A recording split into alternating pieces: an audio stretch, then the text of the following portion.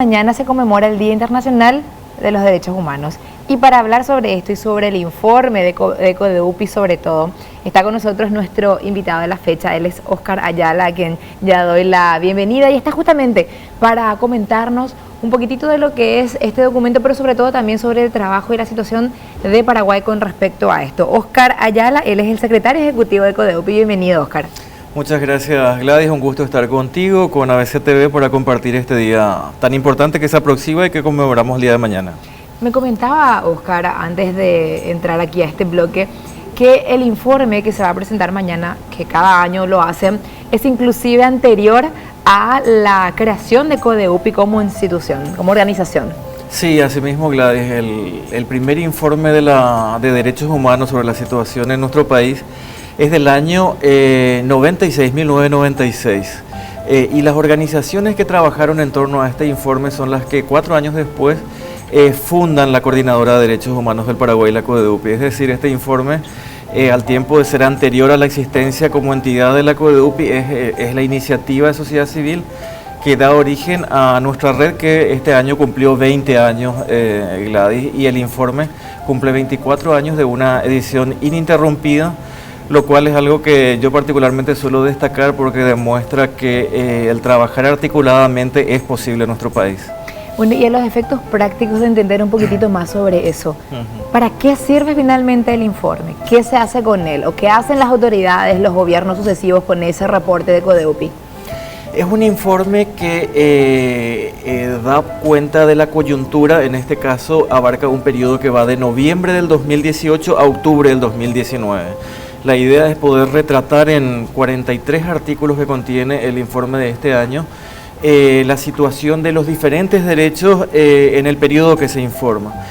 No es un informe solamente descriptivo de hechos que puedan tener que ver con violaciones, sino que es también un informe analítico sobre el por qué suceden esas violaciones, y es también un informe propositivo en el sentido que cada uno de los artículos también contiene recomendaciones en función a las medidas de reparación que se deberían adoptar o en función a las políticas públicas que se sugieren el gobierno tenga que considerar. En fin, es un informe que en ese sentido es bastante completo. Al tiempo de describir lo que vemos como sociedad civil en el año que se informa, también se hace un análisis de eso y se proponen recomendaciones. No vamos a entrar en detalle del artículo por artículo, pero sí me comentaba también, Óscar, que este año en particular hay uno que se introduce en conmemoración a los 30 años de la caída de la dictadura. Esto es para nosotros demasiado importante. Sí, totalmente, Gladys. En la edición, este año es una edición conmemorativa tanto por los 30 años de la caída de la dictadura, que como bien decís, lo vamos a conmemorar con un artículo especial que fue elaborado por la politóloga Aline Vareiro, que es una de las compañeras que históricamente ha contribuido con el informe de derechos humanos, en donde, bueno, ella presenta un poco la evolución político-institucional en relación a los derechos humanos en todo este periodo de 3 décadas luego de la caída de la dictadura. El informe también, además de conmemorar esta fecha que es muy importante, tiene otra conmemoración adicional. En el 2019 fue declarado por las Naciones Unidas el Año Internacional de las Lenguas Indígenas, y quisimos también de algún modo conmemorar esta situación dada la diversidad lingüística tan rica que tenemos en el país y que no se reduce solamente al guaraní, por cierto. Y para ello, esto le adelanto, digamos, a la audiencia, a la gente que posteriormente va a acceder al informe, van a encontrar traducido, al menos son 19 de los 43 artículos, sus títulos están traducidos a 8 idiomas indígenas, como para mostrar y visibilizar la gran diversidad que tenemos en esa materia en nuestro país. Así es que fue la manera que encontramos también de conmemorar este año particular que hace a esa diversidad lingüística tan rica que tiene nuestro país. Y por lo demás, Gladys, bueno, el informe contiene, como es habitual ya en los últimos años, un análisis de coyuntura política de este año que estuvo a cargo de la politóloga Milda Rivarola. También tiene un análisis de coyuntura económica escrito por la economista Lila Moliniers. Tiene un anexo que contiene todos los pronunciamientos institucionales de la CODEUPI en el periodo que se informa, y luego los artículos que hacen referencia a prácticamente todos los derechos humanos que están reconocidos en nuestro país, sobre los cuales hay más de 40 autores y autoras que han escrito para esta edición. Yo sé que hay diferentes parámetros para medir el progreso de las sociedades.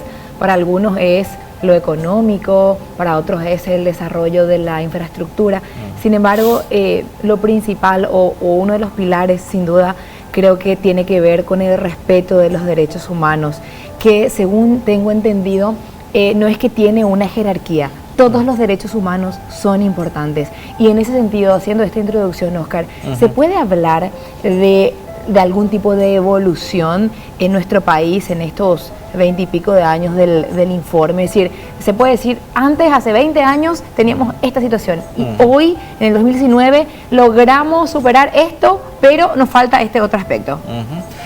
Sí, definitivamente en estas 3 décadas hay que decir, desde un punto de vista institucional, el Estado paraguayo se ha ido adecuando a las obligaciones internacionales en materia de derechos humanos. Eso ha sido muy importante. A partir de la caída de la dictadura, Paraguay pasó a formar parte de los principales instrumentos de derecho internacional en materia de derechos humanos, y esto ha ido evolucionando favorablemente en todo este tiempo. Paraguay ratificó la Convención Americana de Derechos Humanos, conocida como Pacto de San José, también el Pacto Internacional de Derechos Civiles y Políticos de Naciones Unidas, el Pacto de Derechos Económicos, Sociales y Culturales también de Naciones Unidas, y en fin, una serie de instrumentos que protegen y garantizan los derechos humanos.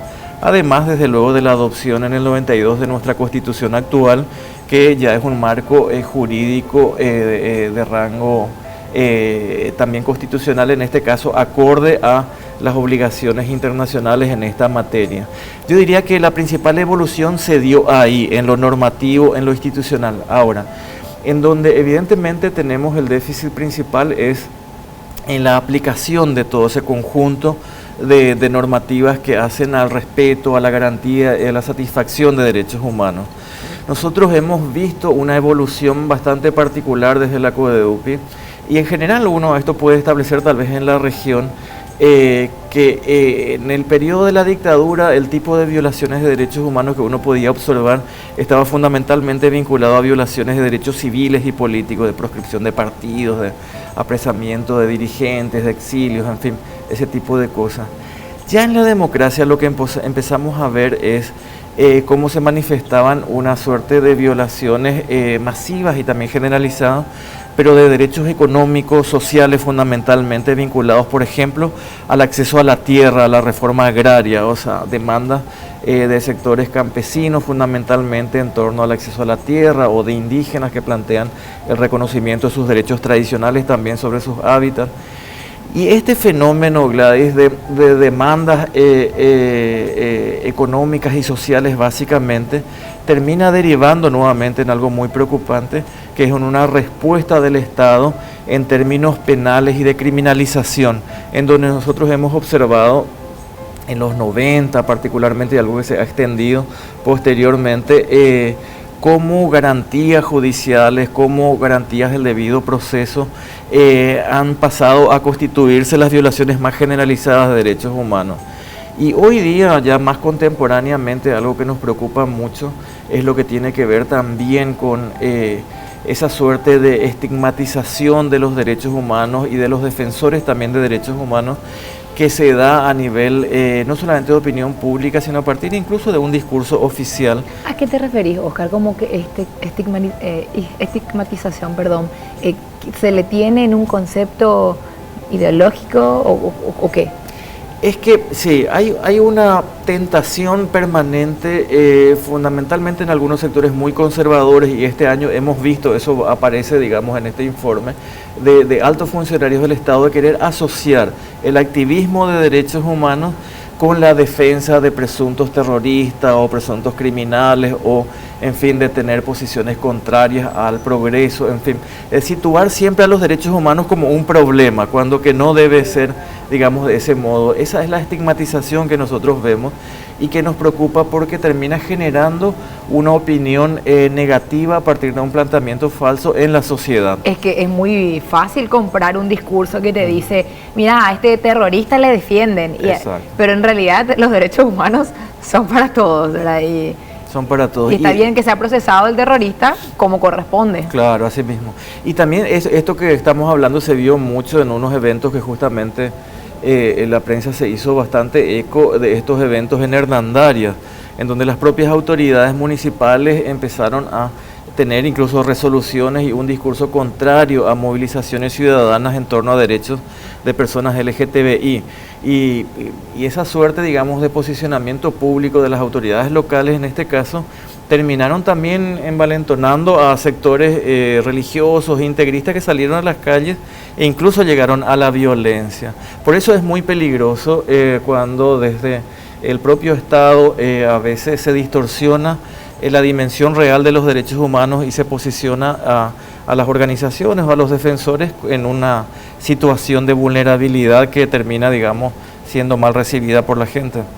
Bien, este y otros temas mañana se van a estar desarrollando en la presentación de este informe de la Coordinadora de los Derechos Humanos del Paraguay, CODEUPI. Óscar Ayala nos hace este adelanto aquí en la media mañana y este documento va a estar disponible después para toda la audiencia, se sube a la web, ellos, los televidentes pueden leer para que justamente no se queden con esa idea, con ese prejuicio que menciona también Óscar.